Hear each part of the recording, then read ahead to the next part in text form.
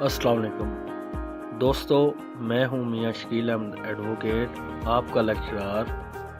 आज का हमारा सब्जेक्ट है लेबर लॉज के हवाले से LLB पार्ट 3 का, और आज हम उसका जो क्वेश्चन डिस्कस करेंगे वो है कॉन्सिलेटर के हवाले से।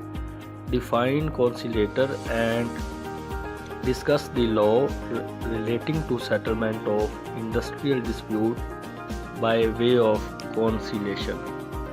कि इंडस्ट्रियल डिस्प्यूट, अगर इंडस्ट्री में डिस्प्यूट हो जाए तो उसके दरमियान सुलह कराने वाला, मसलहत कराने वाला शख्स कौन हो सकता है, कैसे उस मसले का हल किया जाएगा, ये एक्चुअली हमारा आज का टॉपिक है। सबसे पहले दोस्तों अगर बात करें हम इंट्रोडक्शन की, तो इंट्रोडक्शन इसका है settlement of industrial dispute. One of the object of Punjab industrial relations act 2010 is to settle any difference between the employers and workmen। दोस्तों इसका मतलब ये है कि एक जो एक्ट पास हुआ पंजाब इंडस्ट्रियल रिलेशंस एक्ट 2010, उसका मकसद ही ये है कि जो वर्कमैन और एम्प्लॉयर है, अगर इनके दरमियान कोई झगड़ा हो जाए तो उनकी सुलह करवा देना, उनके ताल्लुकात को बरकरार रखना। तो वो कौन सी लेटर के ज़रिए वो मसला हल किया जाएगा। कौन सी letter functions and power has been provided under Punjab industrial relation act 2010। और इसमें देखा जाए तो ये जो पंजाब इंडस्ट्रियल रिलेशन एक्ट है, ये पावर्स देता है कॉन्सिलेटर के। वो कॉन्सिलेटर कौन है?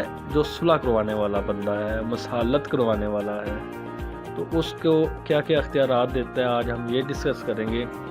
इस क्वेश्चन का जो रेलिवेंट लॉ है वो सेक्शन 35 से लेकर 38 है, पंजाब इंडस्ट्रियल रिलेशन एक्ट 2010 का। दोस्तों अगर हम मीनिंग देखा जाए, मीनिंग ऑफ कॉन्सिलेटर देखा जाए अंडर सेक्शन 2 क्लोज 4 के मुताबिक, तो वो ये है, conciliator means a person appointed as conciliator under section 35। Conciliator is a third person who is appointed for settlement of industrial dispute. जैसे कि हम बात कर चुके हैं कि ये एक ऐसा पर्सन है जो इंडस्ट्रियल डिस्प्यूट के मसले को हल करने के लिए अपॉइंट किया जाता है। नेक्स्ट हेडिंग देखें तो वो है अपॉइंटमेंट ऑफ कॉन्सिलेटर के हवाले से है। दी प्रोविंशियल गवर्नमेंट के जो सूबाई हुकूमत होती है उसके पास अख्तियारात है कि वो कॉन्सिलेटर अपॉइंट करे। इसकी अगर हम नेक्स्ट हेडिंग की तरफ जाएं तो वो है appointment on discretion under section 35। It is the discretion of provincial government to appoint as many persons as are considered necessary. जहाँ पे प्रोविंशियल गवर्नमेंट को, सूबाई हुकूमत को कि ज़रूरत पेश हो कि अपॉइंट करना चाहिए, तो वो बहुत एक से ज़्यादा भी अपॉइंट कर सकती है।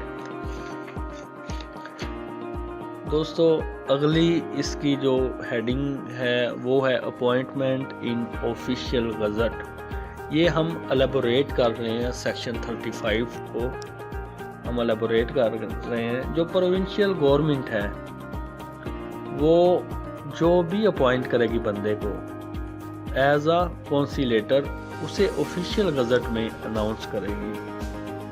अगर इसकी नेक्स्ट हेडिंग देखी जाए अंडर सेक्शन 36, उसको अगर देखा जाए तो वो है conciliation after notice of strike और लॉकडाउन।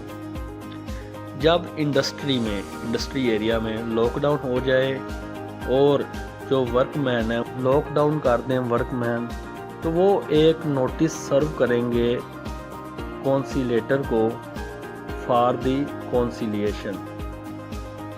کہ a party to dispute has to serve a notice of strike or lockout to the conciliator for conciliation.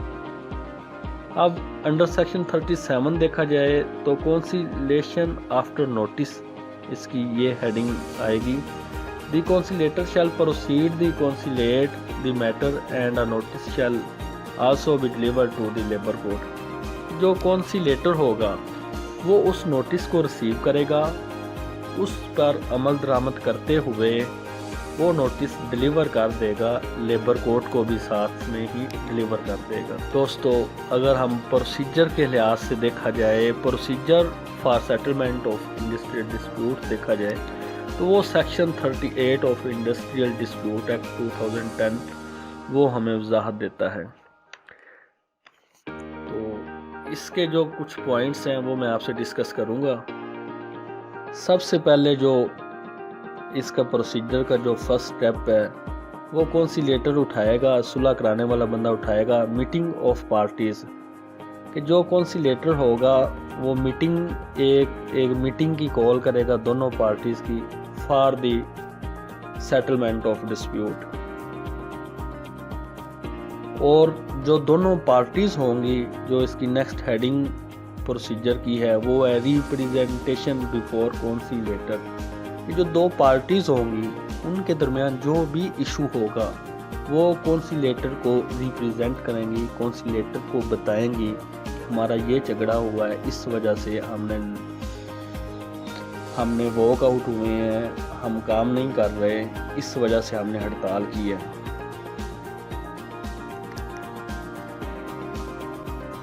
اور اس کی نیکسٹ ہیڈنگ دیکھی جائے تو وہ ہے پریزنس آف امپلائر, یعنی کہ جو امپلائر ہے اس کا وہاں پہ حاضر ہونا ضروری ہے for the settlement of dispute.